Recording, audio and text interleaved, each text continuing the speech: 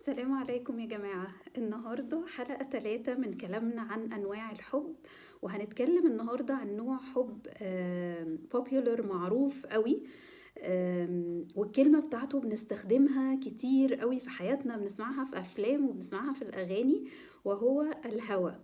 قول بقى أغاني زي ما انت عايز، الهوى هوايا وأهواك. وافتكرت أغنية دلوقتي للموسيقار الكبير اللي أنا بحبه جدا جدا، عبد الوهاب، بيقول أنا هويت وانتهيت. فاللي هو ده بالظبط اللي بيحصل في كلامنا عن نوع الحب اللي هو ما يسمى الهوى. كلمة الهوى أصلا لما بتكون فعل في اللغة العربية، يعني لما بنقول هوى، شيء هوى، يعني وقع من حتة عالية قوي ونزل إلى أسفل. ومش بتبقى وقعة بسيطة يا جماعة، لا دي اللي هي بالبلدي كده، اللي هو حاجة نزل على جدور رقبته يعني. أم، فلما عبد الوهاب بيقول انا هويت وانتهيت، هو انا بسقف له بقول له صح جدا، عشان هو الهوى بينزل بيك من حتة عالية جدا يوديك في اسفل جدا جدا. طيب ايه اللي بيحصل في الهوى بقى؟ مش عايزة أقول إنه لو في مرحلة الهوى الشخص بيبقى ما بيشغلش عقله، لا بالعكس، هو مش مغيب هنا، هو عقله شغال وكل حاجة، بس أولوياته ما بتبقاش محطوطة ورا بعضها أحسن حاجة.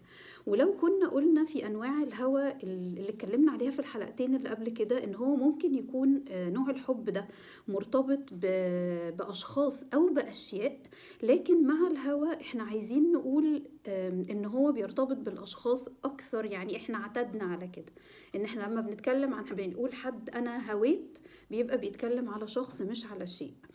طيب ارتباطنا هنا بالشخص ده لو احنا في مرحلة الهوى، بيحصل ايه؟ ان احنا بنحطه دايما first priority، اول اولوياتنا كائن ما كان.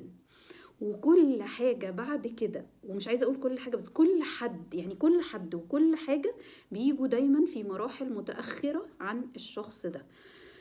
واحنا كمان اللي بيحصل هنا ان احنا بنبطل نذكر نفسنا بالمسؤوليات التانية اللي في حياتنا اللي تجاه اشخاص اخرين. فمع الوقت احنا بننساهم، لانه عايزين نقول يا جماعة انه النسيان مش بيجي حاجة بس اللي هو اقول ايه انا نسيت غصب عني، لا، هو النسيان على فكرة احنا بيبقى لينا فيه دور. وعشان كده ربنا سبحانه وتعالى دايما بيتكلم عن التذكرة، ان احنا نقعد نذكر، عشان انت لما بتفكر حد، ومنهم اولهم نفسك، انت بتكون عايز تفكر نفسك بحاجه، بتعمل لها ريمايندرز ومش عارفه ايه عشان هي حاجه مهمه.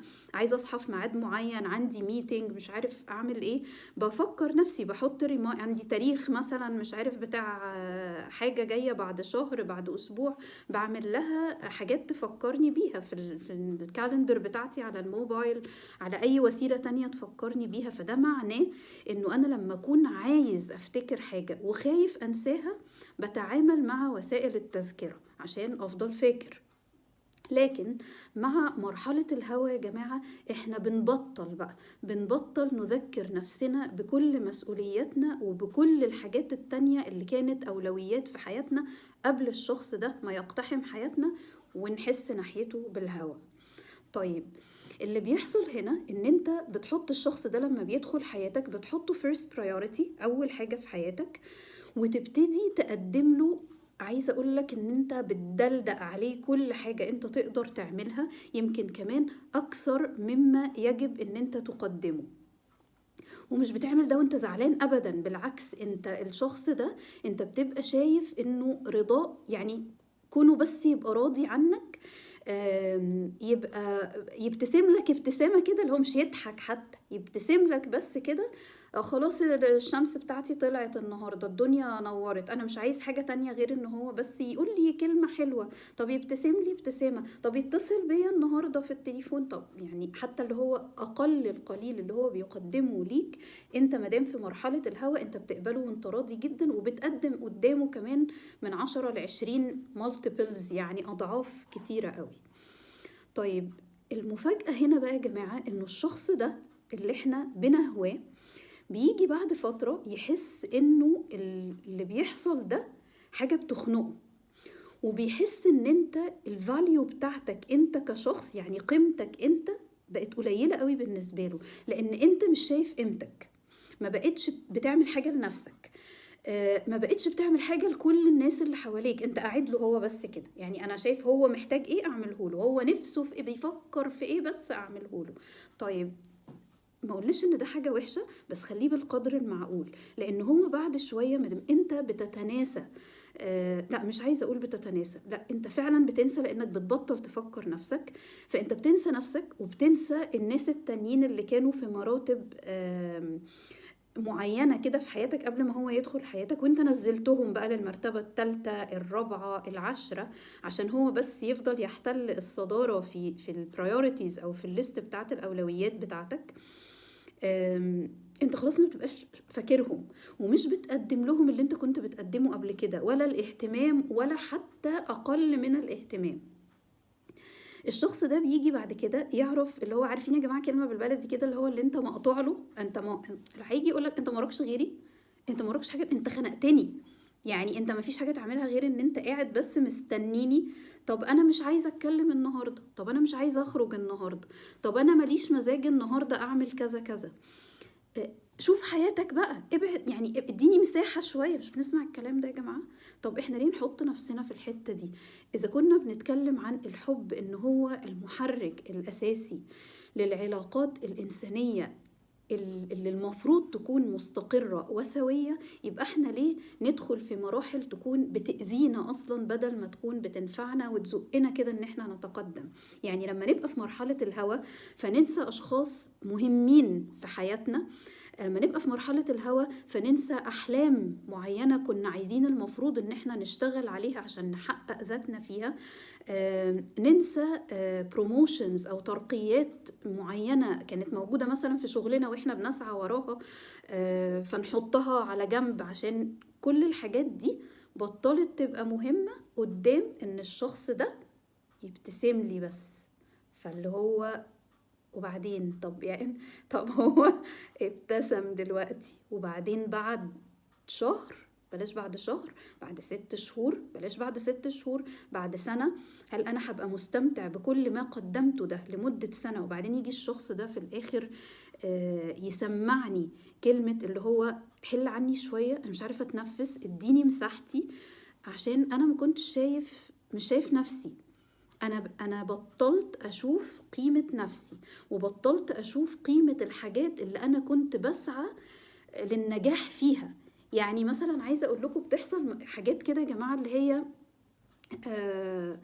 شخص بيرتبط بحد فينسى ان هو كان بيشتغل على مشروع بتاع حياته، بروجكت مثلا.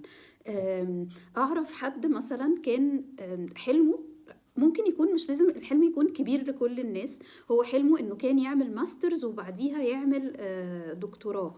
لما الشخصية دي اقتحمت حياته هو بطل يفكر في الموضوع ده، وغير الدايركشن اللي هو بيفكر فيه خالص، عشان الشخص ده ما كانش عايزه يرتبط بحاجة اللي هو انت هتقعد بقى تذاكر طول النهار والليل، وهناخد ايه من المذاكرة، وبعد ما تخلص وتعمل ماسترز وتعمل دكتوراه هتاخد كام يعني، وانت برضو هتبقى مش عارف يعني.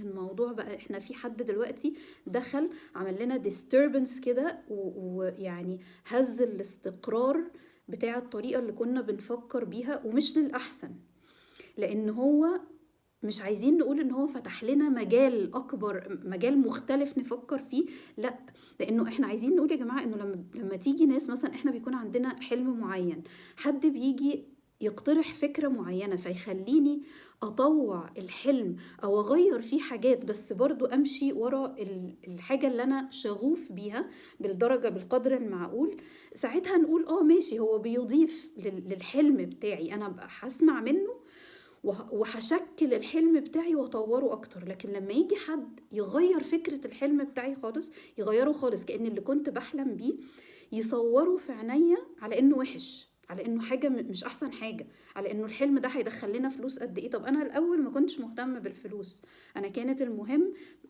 حاجة معينة، انا كنت عايزة اقدم من خلال الماسترز ومن خلال الدكتوراه فاليو معينة، قيمة معينة للناس تتعلم مني لما اقف ادرس لهم بعد كده. طيب بس دلوقتي ده بيقول لي لا ده مش احسن حاجة. هل انا بقى قعدت مع نفسي وقررت انا لنفسي بناء على تجربتي في الحياة وانا جاي منين قبل ما اعرف الشخص ده واحتياجاتي انا واحلامي انا، هل قعدت قيمت انه الكلام اللي بيقوله ده فعلا لصالحي، فعلا لصالح حلمي، فعلا لصالح مستقبلي، ولا لمجرد ان هو عايز بس يستحوذ عليا؟ طيب هو خلاص استحوذ عليا وانا بقيت ملكه طول الوقت، كل اللي بقدمه في حياتي ليه هو مش لحد تاني ولا لحاجة تانية، وبعدين هسمع منه كلمة اللي هو انت خنقتني، انت مش مديني مساحتي. وعلى فكرة الحاجة كمان اللي هو اقترحها عليك وخلاك تسيب حلمك عشانها، هو نفسه هيجي بعد كده يعيب فيها ويقول لك ما اصل انت ما اديتش فيها اللي المفروض كان يؤدى فيها، انت كان المفروض تجتهد اكتر وكان المفروض تعمل وكان المفروض مش. لانه عارف ليه؟ عشان انت اللي سبت له الحتة دي، انت اللي سبت له القيادة، انت سبته هو يقود حياتك انت. فهو يعني عارف، عايزين نقول عارف لو انت كنت قاعد مثلا على حاجة هنا كده، هو جه راح عامل كده وراح زقك موقعك تحت، وبقى هو اللي ماسك ذا ليد هنا، ماسك عجلة القيادة في حياة تخصك انت، الانبوت بتاعها، المعطيات بتاعتها حياتك انت اللي هو معشهاش. فمرحلة الهوى دي يا جماعة مرحلة خطيرة جدا، خطيرة جدا، لأنها بدل ما بتخلينا نرتقي بأحلامنا ونفكر إزاي نطور نفسنا ونتعامل مع مستقبلنا، هي بتخلينا نرجع ورا 700 خطوة، بنقع زي ما قلنا في الأول كده، بنقع من مكان إحنا كنا فيه ننزل إلى أسفل على جذور رقبتنا. فخلينا يبقى عندنا وعي إن مرحلة الهوى دي مرحلة خطر جدا، خلينا ناخد من الحب الجميل فيه ونبعد عن اللي ممكن يأذينا.